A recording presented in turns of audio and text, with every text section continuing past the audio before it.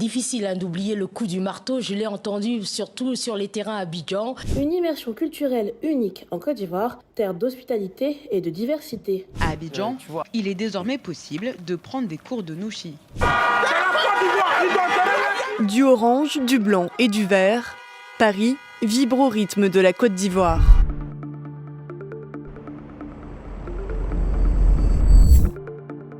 Avec une superficie de 322 463 km² et environ 30 millions d'habitants, la Côte d'Ivoire n'est ni le plus grand pays d'Afrique francophone, ni le plus peuplé. Par contre, tout ce qui concerne ce pays a, semble-t-il, une résonance au-delà de ses frontières. Nous avons identifié 7 facteurs qui pourraient expliquer ce phénomène. La Côte d'Ivoire accueille plus de 6 400 000 étrangers, soit 22% de sa population. Son actualité intéresse donc ces populations étrangères et de ce fait leur pays d'origine. La Côte d'Ivoire a connu une longue crise politique qui a cristallisé l'attention. Cette crise, avec ses nombreux rebondissements, a déchaîné les passions chez beaucoup d'Africains qui n'hésitaient pas à prendre parti pour l'un ou l'autre des protagonistes. Certains acteurs politiques ivoiriens arrivent à captiver l'attention au-delà des frontières du pays en faisant preuve d'une grande créativité digne de scénarios hollywoodiens. C'est le cas du fameux et mystérieux Chris Yapi. Chris Yapi ne ment pas.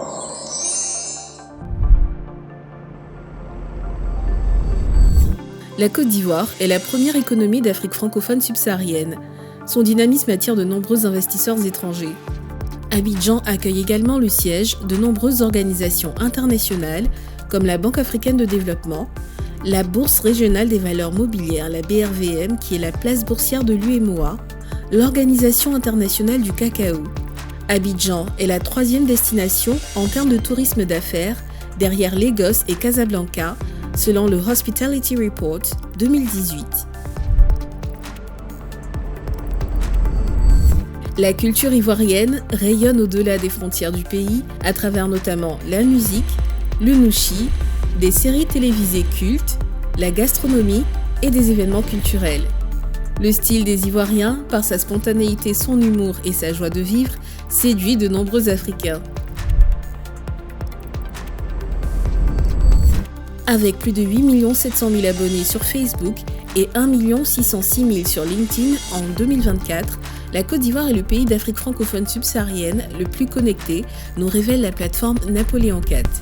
La forte présence ivoirienne sur les réseaux sociaux donne une forte résonance à l'actualité de ce pays.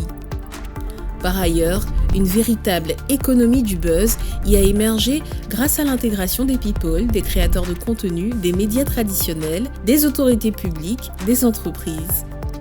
Cela rend facilement viral tout ce qui se déroule dans le pays.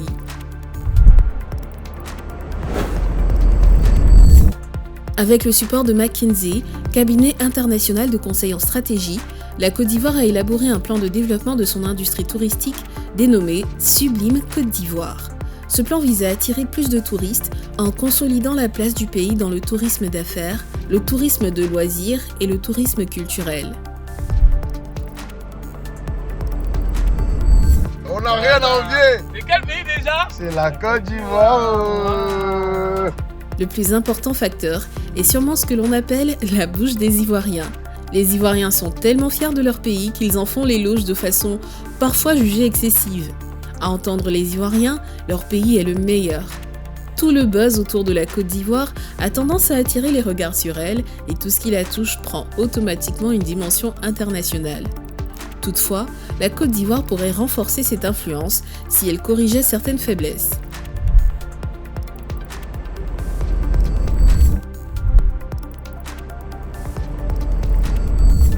L'une des plus grandes faiblesses de l'influence ivoirienne, c'est qu'elle a très peu d'impact économique. L'influence américaine est portée par des marques comme Coca-Cola, Nike, Apple, Levi's, McDonald's, Facebook, Amazon, Netflix, qui transforment en cash l'attrait pour la culture américaine. La Côte d'Ivoire, par contre, ne monétise pas suffisamment son aura en Afrique francophone. La Côte d'Ivoire ne rayonne pas encore à travers ses entreprises, ses produits et ses marques. L'autre faiblesse de la Côte d'Ivoire, c'est qu'elle subit très souvent un narratif négatif sur son modèle de développement, sans toutefois apporter de réponse dans le cadre d'une stratégie de communication structurée. Le pays a sans doute fait le choix d'une diplomatie souterraine et pragmatique, qui a sûrement ses avantages, mais la persistance de ces attaques peut détériorer durablement son image. Apprendre pour grandir.